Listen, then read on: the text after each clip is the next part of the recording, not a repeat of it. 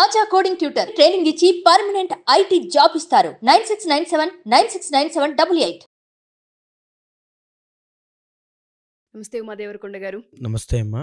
హస్తా నక్షత్రం వారికి గనక మనం చూసుకుంటే ఓవరాల్ గా ఏ విధంగా ఉండే అవకాశం ఉంటుంది అంటారు? సంవత్సర మార్పిడిలో ఏమైనా నక్షత్రం వైజ్ గా ఉన్నా లేదా 1-2 పాదాల వారిగా మనం చూసుకున్నా నక్షత్రంలో ఉన్న రాశుల వారికైనా ఎటువంటి ఇంపాక్ట్ ఉండే అవకాశం ఉంటుంది అంటారు? ఈ నక్షత్రం వారు ప్రత్యేకించి ఏ విషయాల్లో జాగ్రత్తలు వహించాలి? ముఖ్యంగా హస్తా నక్షత్రం గురించి మనం మాట్లాడాలనుకుంటే హస్తా నక్షత్రము వినాయకుడి యొక్క నక్షత్రం అండి.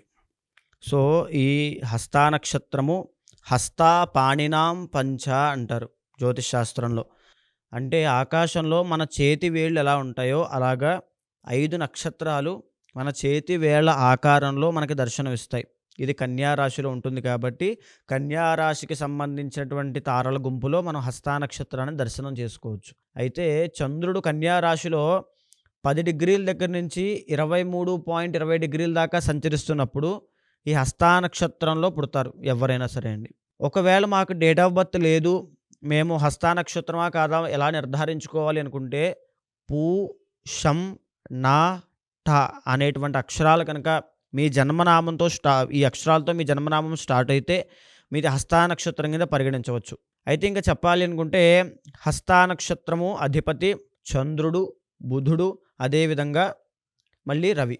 అయితే ఎప్పుడైతే ఈ రకమైన కాంబినేషన్ ఈ హస్తా నక్షత్రానికి ఉందో వీళ్ళు చాలా జాగ్రత్త పరులండి. వీళ్ళ గురించి మనం ఏం చెప్పాలంటే చాలా లిమిటెడ్గా ఉంటారు, రిజర్వ్డ్గా ఉంటారు, ఇంట్రోవర్ట్స్ అని చెప్పచ్చు. ఇంట్రోవర్ట్స్ అంటే ఎవరితోనే ఎక్కువగా ఎక్స్ప్రెస్ చేయలేరు, అలా ఒక చోటే అలా ఉంటారు. చాలా సాఫ్ట్ నేచర్, తిట్టినా అలా మౌనంగా ఉంటారు. అంటే లోపల ఎవరితో చెప్పుకోవాలో తెలియక లోపలే వాళ్ళ యొక్క అవన్నీ ఉంటాయి, ఎక్స్పోజ్ అవ్వలేరు తొందరగా. చాలా మంచితనము, సాఫ్ట్ కార్నర్డ్, కోపం ఎక్కువ రాదు, వస్తే ఇంకా ఆపలేము. ఇంకా ఆ రకమైన మెంటాలిటీ, సాఫ్ట్ హార్టెడ్ కూడా, ఎవరికైనా సహాయం చేయాలి, ఇంకా ఈ రకంగా ఉంటారు. అదే చాలా పొదుపరులు, అంటే డబ్బు విషయంలో అవ్వచ్చు, ఏ విషయంలో అయినా చాలా దాపరికాలన్నీ ఎక్కువ ఉంటాయి, బాగా సీక్రెటివ్ మైండ్ సెట్ ఉంటుంది. తర్వాత వీళ్ళు కనుక ఏ అకౌంటెంట్ ఫీల్డ్లో కనుక ఉంటే మన దగ్గర వీళ్ళ ఈ హస్తా నక్షత్రాలను పనిలో పెట్టుకుంటే చాలా నమ్మకంగా పనిచేస్తారు.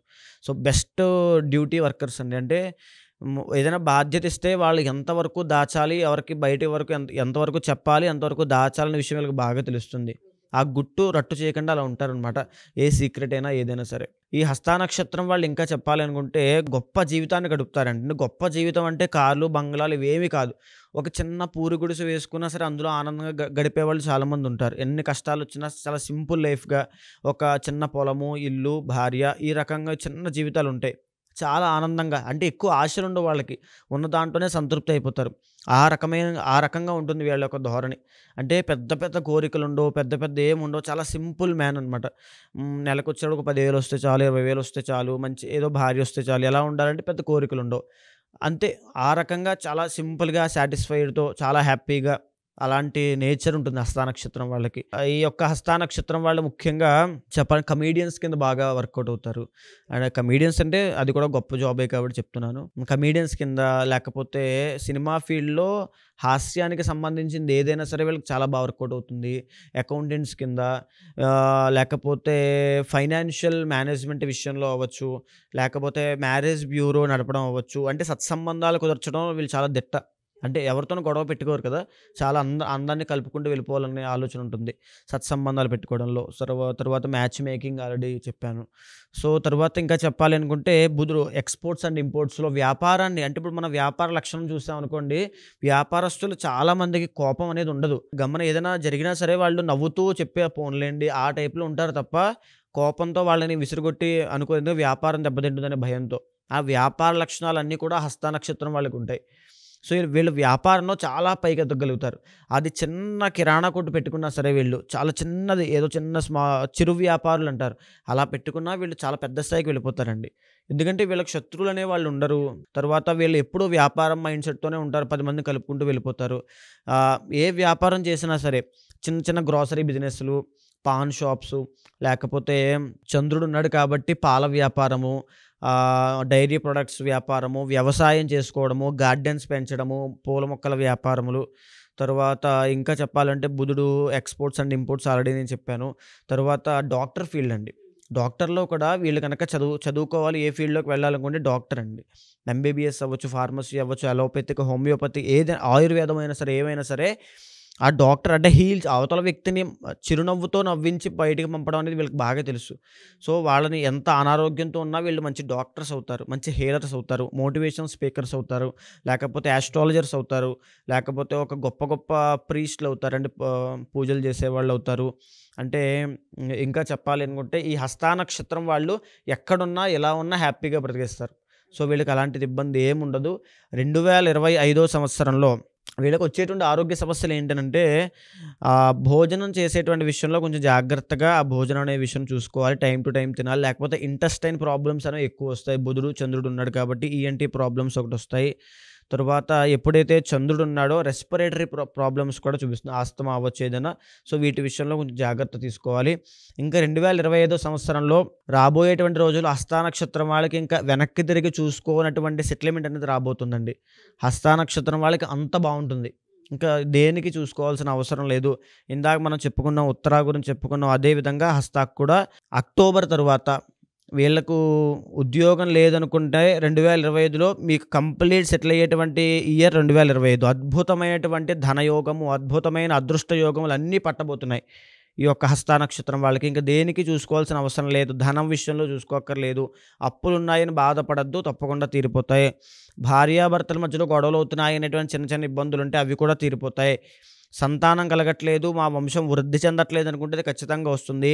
2025 మీకు ఒక అద్భుతమైనటువంటి సంవత్సరంగా చరిత్రలో నిలిచిపోతుంది. చాలామంది ఆరోగ్య సమస్యలతో, వ్యాపార సమస్యలతో, ఆర్థికంగా చాలామంది ఇబ్బందులు పడుతూ ఉంటుంటారు. వాళ్ళకంటూ కొన్ని పూజలు ఉంటూ ఉంటాయా? అవి చేయడం వల్ల మనకి ఏమైనా ఫలితం ఉండే అవకాశం ఉంటుంది అంటారా? జాతకరీత్యా ఒకసారి మిమ్మల్ని కలిసి మా రాశి వారికి ఈ విధంగా ఉంది, మా నక్షత్రం వారికి ఈ విధంగా ఉంది, మేము అంతర్గత జాతకం చూపించుకొని పూజలు చేయించుకోవాలనుకుంటున్నాం, లేదా ఒకసారి మా రాశి వారికి ఏ విధంగా ఉందో కలవాలనుకుంటున్నాము అని అడిగే వాళ్ళు ఉంటుంటారు. వాళ్ళందరికీ మనం టైం ఇవ్వచ్చు. అంతర్గత జాతకంలో మిగిలిన 50% అనేది నిర్ణయించబడుతుంది.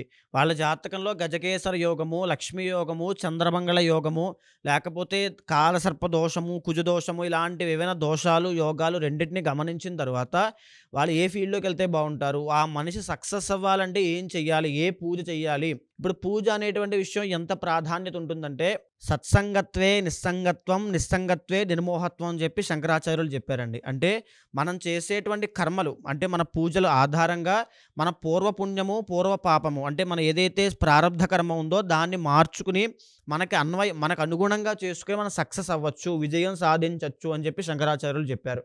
ఆ విధంగా ఏ పూజ చేయాలి, ఏ పూజ పడితే ఆ పూజ చేసేస్తే, అంటే మందు తలనొప్పి వస్తున్నప్పుడు కాళ్ళకి మందు వేసాం అనుకోండి, అది పనిచేస్తుందా? పనిచేయదు.